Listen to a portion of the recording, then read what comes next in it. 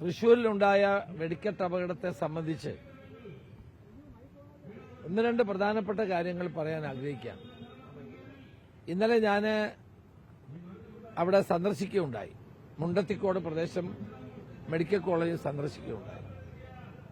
വാസ്തവത്തിൽ പുറ്റിങ്ങൽ അപകടമുണ്ടായ സന്ദർഭത്തിൽ ഞാൻ ആഭ്യന്തരമന്ത്രിയായിരുന്നു. അന്ന് ആ പുറ്റിങ്ങൽ വെടിക്കെട്ട് അപകടത്തെ സംബന്ധിച്ച് പഠിക്കാൻ വെച്ച കമ്മീഷന്റെ റിപ്പോർട്ട് ഗവൺമെന്റ് പക്കലുള്ളതാണ്. ആ കമ്മീഷനകത്ത് ആധുനികമായ സൌകര്യങ്ങൾ ഏർപ്പെടുത്താനും പടക്ക നിർമ്മാണത്തിൽ നിയന്ത്രണങ്ങൾ ഏർപ്പെടുത്താനുമുള്ള നിരവധി നിർദ്ദേശങ്ങൾ ഉള്ളതാണ്.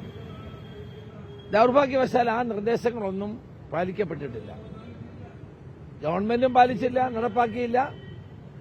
ഈ വിവിധ സ്ഥലങ്ങളിൽ പെരുന്നാളും ഉത്സവങ്ങളും പൂരങ്ങളും ഒക്കെ നടത്തുന്ന ദേവസ്വങ്ങളോ അവിടുത്തെ കമ്മിറ്റിക്കാരോ ശ്രദ്ധിച്ചില്ല. അതിന്റെ ഫലമാണ് ഇപ്പോഴുണ്ടായിരിക്കുന്ന ഈ അപകടം. മുണ്ടത്തിക്കോട് അവിടെ ഒരു ഫയർഫോഴ്സിന്റെ സംവിധാനം പോലും ഇല്ലാതെയാണ് ഈ പടക്കങ്ങൾ നിർമ്മിക്കുകയും വലിയ ശബ്ദത്തോടെ പൊട്ടുന്ന അമിട്ടുകളൊക്കെ നിർമ്മിക്കുകയൊക്കെ ചെയ്തത്. അതുപോലെ ശാസ്ത്രീയമായ നിലയിലുള്ള ഒരു സംവിധാനവും അവിടെ ഏർപ്പെടുത്തിയിരുന്നില്ല. വാസ്തവത്തിൽ ഇന്നത്തെ കാലഘട്ടത്തിൽ ഇത്തരം പ്രവർത്തനങ്ങൾ നടത്തേണ്ടത് പരിഷ്കൃതമായ രീതിയിലായിരിക്കണം, ശാസ്ത്രീയമായ നിലയിലായിരിക്കണം. ശാസ്ത്രീയമായ നിലയിൽ ഈ ഉത്സവത്തിനാവശ്യമായ പടക്കങ്ങൾ നിർമ്മിക്കാനും മറ്റു കാര്യങ്ങൾ ചെയ്യാനും ഒക്കെ തയ്യാറാകുന്നില്ല എങ്കിൽ ഇത്തരം അപകടങ്ങൾ ഉണ്ടാകുക സ്വാഭാവികമാണ്. അത്തരം അപകടങ്ങൾ ഇനിയും തുടരാൻ പാടില്ലാത്തതാണ്. പലപ്പോഴും നമ്മൾ ഈ അപകടം ഉണ്ടാകുമ്പോൾ അതിനെപ്പറ്റി ഒന്ന് ചർച്ച ചെയ്യും, പിന്നെ നമ്മളെല്ലാവരും മറന്നുപോകും. അതുകൊണ്ട് ക്ഷേത്രങ്ങളിലാണെങ്കിലും പള്ളികളിലാണെങ്കിലും മറ്റ് ആരാധനാ കേന്ദ്രങ്ങളിലാണെങ്കിലും അവിടെ ഈ പടക്കം ഉപയോഗിക്കുക, അതോടൊപ്പം തന്നെ കരിമരുന്ന് പ്രയോഗം നടത്തുക, ഇതിനൊക്കെ വ്യക്തമായ മാനദണ്ഡം പുറപ്പെടുവിക്കേണ്ടതായിട്ടുണ്ട്.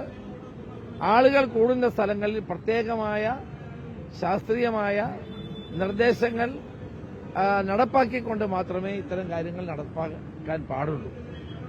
വലിയ തോതിൽ വലിയ അപകട സാധ്യതയുള്ള കരിമരുന്ന് പ്രയോഗങ്ങൾ ഒഴിവാക്കാനും പ്രത്യേകം ശ്രദ്ധിക്കേണ്ടതായിട്ടുണ്ട്. അപ്പൊ ഇന്നലെ കണ്ടപ്പോൾ വലിയ വേദന തോന്നി. അവിടെ വളരെ ശവശരീരങ്ങളുടെ ഭാഗങ്ങളാണ് നമുക്ക് കാണാൻ കഴിഞ്ഞത്. അപ്പൊ ഇനിയെങ്കിലും കേരളത്തിൽ ഇത്തരം അപകടങ്ങൾ ഉണ്ടാകാതിരിക്കാനുള്ള സത്വരമായ നടപടികളാണ് ഗവൺമെന്റിന്റെ ഭാഗത്തുനിന്ന് ഉണ്ടാകേണ്ടത്. ഇത് നമ്മുടെ എല്ലാവരുടെയും കണ്ണു തുറപ്പിക്കാൻ പര്യാപ്തമാകട്ടെ എന്നാണ് എനിക്ക് പറയുവാനുള്ളത്.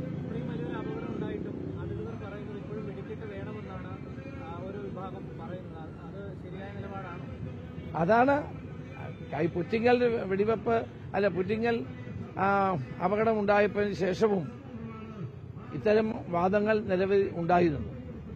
അദ്ദേഹം പറഞ്ഞത് ഇത് ശാസ്ത്രീയമായ നിലയിൽ പുനഃസംവിധാനം ചെയ്യണം. അമ്പലങ്ങളിലെ ഉത്സവങ്ങൾക്ക് ആനകളെ ഉപയോഗിക്കുമ്പോൾ ആനകളെ എങ്ങനെ പരിപാലിക്കണം എന്നുള്ള നിയമമുണ്ട്. അതൊന്നും പാലിക്കപ്പെടുന്നില്ല. അതുപോലെ കരിമരുന്ന് പ്രയോഗം നടത്തുന്നതിനെ സംബന്ധിച്ച് നിയന്ത്രണങ്ങളുണ്ട്, അത് നടപ്പാക്കുന്നില്ല. അതിന്റെ ഫലമാണ് ഇത്രയും വലിയ അപകടങ്ങൾ ഉണ്ടായിക്കൊണ്ടിരിക്കുന്നത്. ഇനിയെങ്കിലും ഇത്തരം അപകടങ്ങൾ ഉണ്ടാകാതിരിക്കാനുള്ള നടപടിയാണ് ഉണ്ടാകേണ്ടതായിട്ടുള്ളത്.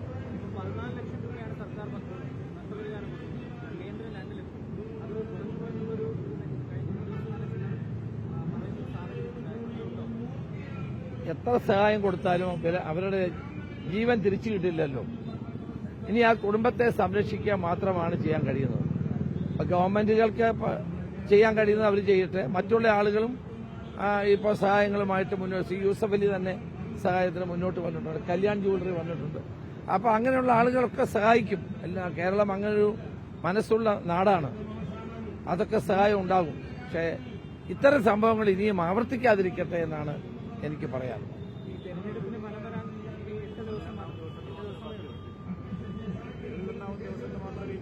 അതെ അതെ അതെ